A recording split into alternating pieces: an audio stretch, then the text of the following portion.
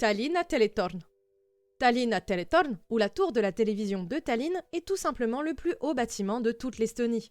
Culminant à 314 mètres, elle surplombe tout l'arrondissement de Pirita et la magnifique mer Baltique que l'on peut admirer s'étendre sur l'horizon. Ce bâtiment iconique, riche d'une histoire surprenante et inspirante, a vu commencer ses travaux de construction en 1975. Originellement prévu à Vilnius, la capitale lituanienne, le projet a finalement rejoint les nombreux autres sites de rénovation et de construction prévus pour les JO d'été de 1980 à Tallinn. L'architecte David Basiladze et l'ingénieur Jüri Sinis sont les deux figures principales à l'origine du design unique de la tour, qui sera principalement composée de béton armé. Véritable symbole de la persévérance du peuple estonien, la tour de la télévision a été le théâtre de plusieurs événements importants de l'histoire du pays. Déjà à son origine, elle permettait aux habitants du nord de l'Estonie de capter des ondes TV d'Helsinki, la capitale de la Finlande, qui n'était pas occupée par l'URSS, offrant alors une véritable fenêtre sur le monde en dehors du régime. 16 ans plus tard, le 19 août 1991 à Moscou, a lieu le putsch contre Mikhail Gorbatchev.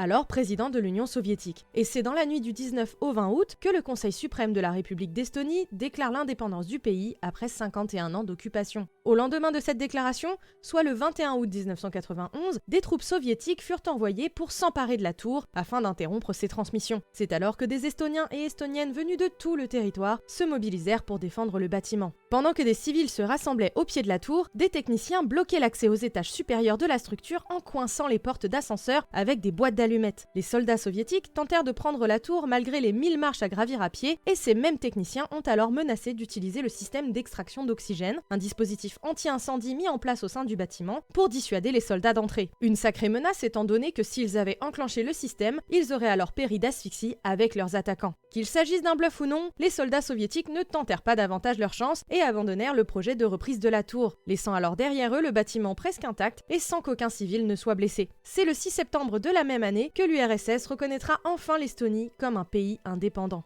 Le mot estonien d'aujourd'hui sera donc iseseisvus, qui veut dire indépendance. Iseseisvus. On se retrouve dans une partie 2 pour parler de ce que devient la tour aujourd'hui. Vous allez voir, ça vaut le coup d'œil. À toutes!